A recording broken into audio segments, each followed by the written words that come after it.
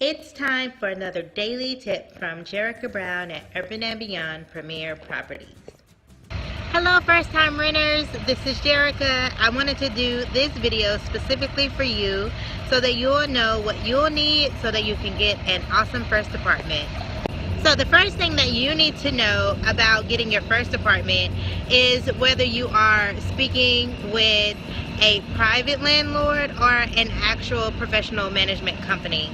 And the reasons why is because most private landlords, it's kind of hard to get your first rental history from, and that's very important for you when you are looking for your second home.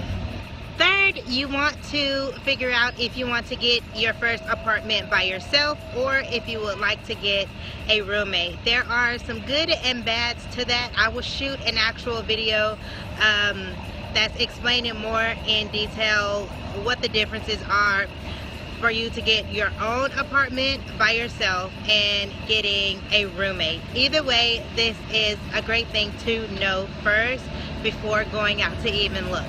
Fourth, you need to have someone in your corner like me, someone that knows properties in the area in which you are looking to move, and that can also help you get the best deals. As the first time renter, you don't know all of the ins and outs and what can save you money in the beginning, so always have someone on your side that can assist you during this time.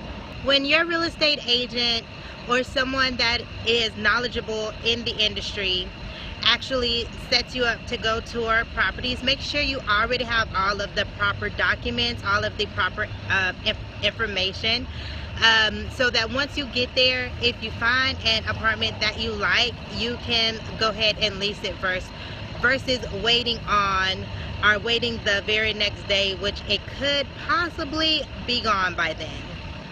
The important fees that you should know about: most apartments have an application fee, which is actually used for you to, or for the property management company to run a criminal background check, to run a credit check, and also to let you know if you will be needing a co-signer. A co-signer typically has to pay the same application fee as well. There's also an admin fee. I get this question a lot. What in the world is an admin fee? An admin fee is kind of like a processing fee. It could also be used as a cleaning fee and other fees that are charged to the property to get the apartment ready for you. Then you have your deposit. Your deposit is the security, so if anything happens, they will have some money to fall back on if you choose to break your lease, or if you damage the apartment or something like that. And then there's also a pet fee, a pet deposit, and all of that kind of stuff, which you can find out more about once you actually talk with the properties. Okay, this is one of the most important things. When you are going in to move in, give yourself enough time to talk with your leasing agent about your lease. Most places have leases that can range from maybe like a 2 to 3 page lease. I worked at a property once where we had 70 pages. And I love for people to know exactly what they are getting themselves into. So make sure that you give yourself enough time to be able to ask questions and for the leasing agent to go completely over the lease with you. Renter's insurance. Most apartments require it nowadays, but there are still a few properties that do not require it. However, it is always best for you to get renter's insurance to cover your personal items as well as the actual building that you will be in. And most people don't know that your renter's insurance actually covers if your car is vandalized or broken into on the premises. So it is always a great thing to have renter's insurance, just in case something happens, whether a pipe bursts and your apartment has water damage, your sofa gets damaged, your television gets damaged. Renter's insurance actually covers the full price of it. So always talk to your leasing agent about renter's insurance, or just simply find you a good insurance agent.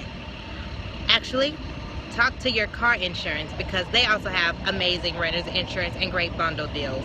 Most landlords, property managers, leasing agents will actually tell you this prior to moving in, but I just wanted to make sure that you knew exactly what you may need. So you may need to get your own utilities turned on, so that could be finding your own electric provider. There's different ways of finding that and finding the cheapest electric companies. But I know that one is called like Power to Choose, but that's for Texas. I don't know if they're like throughout. And then for your water is normally turned on by the actual property, and you just pay that to the property along with your rent. Let's see, what else is there? I believe that could be it, other than, you know, you getting your own cable, internet, different things like that. But mostly what apartments want you to have is your own electric account. So they may ask you for the actual account number, and like I said, unless your apartment includes your water, then you will have to pay water to the apartments along with your rent. So one of the things that I forgot to discuss with you is your lease term. You have different lease options. Some properties only give 6 and 12-month leases. Then you have a lot of properties that will give you anywhere from 1 month up to 15 months. And the price difference definitely varies. If you are doing anything less than 6 months, you could be paying quite a bit. Just make sure that it's going to still be in your budget. I always tell people to do the longest lease term as possible, mainly because that locks you in to a really good rate if you're comfortable with that for longer. However, if you are only planning on being there for a short amount of time, then do what's best for you, so you don't have to worry about breaking your lease and coming out of pocket even more. So I hope that this helped you. Let me know if you have any more questions. If you're looking for your next apartment home, please do not hesitate to give us a call.